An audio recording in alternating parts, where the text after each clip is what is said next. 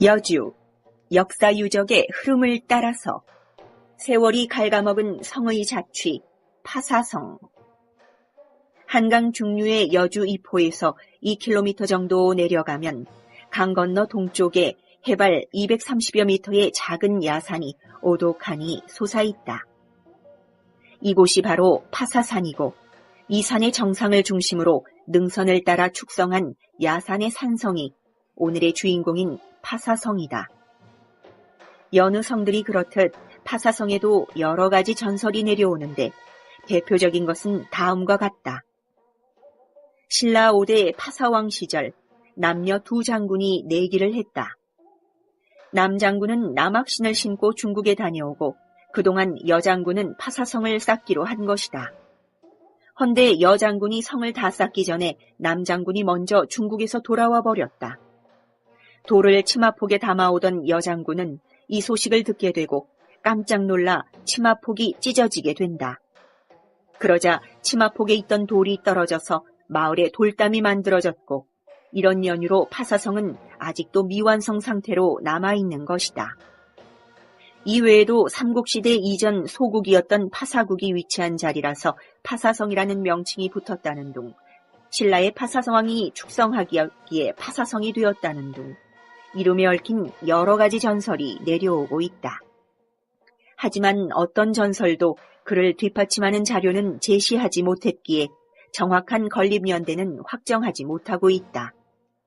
다만 양식과 여러 기록으로 미루어 보아 삼국시대에 건립했을 것이라 추정하고 있는 상황이다.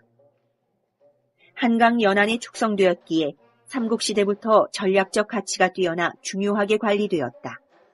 특히 임진왜란 때는 선조와 광해군의 명으로 승려 의암이 성을 늘려 쌓기도 했다.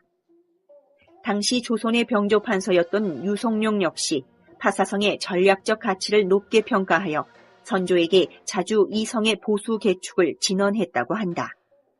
그러나 임진왜란이라는 국난의 시기에 성에 대한 수축 작업이 제대로 이루어질 리는 만무한 일, 시간이 쫓겨 이를 마무리했기 때문인지 성벽이 꼼꼼하게 수축되지는 못했다.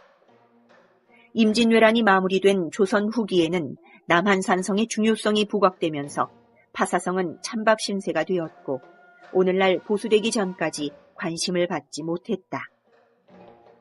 파사성의 모습을 살펴보면 성의 총 둘레는 약 1800m이고 가장 높은 곳의 성벽은 6.25m, 가장 낮은 곳은 1.4m 정도이다. 파사산 정상을 둘러싼 원형 형태로 동문이 있던 자리와 남문이 있던 곳에 터가 남아있다. 정상에 올라 사방을 둘러보면 유성룡과 광해군이 어째서 파사성을 그토록 수축하고 지키려 했는지를 알 수 있다.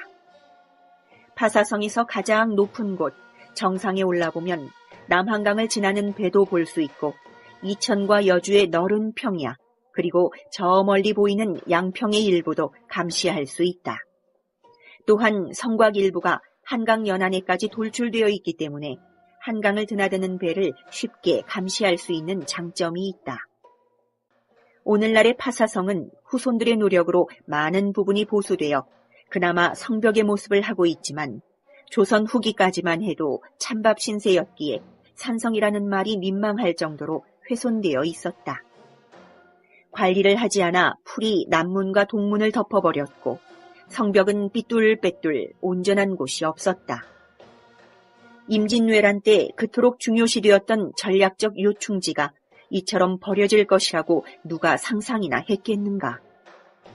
파사성이 버려진 것은 세월과 사람들의 무관심이지만 아이러니하게도 파사성이 다시 살아날 수 있었던 건 역시 우리 후손들과 관심의 사랑이다.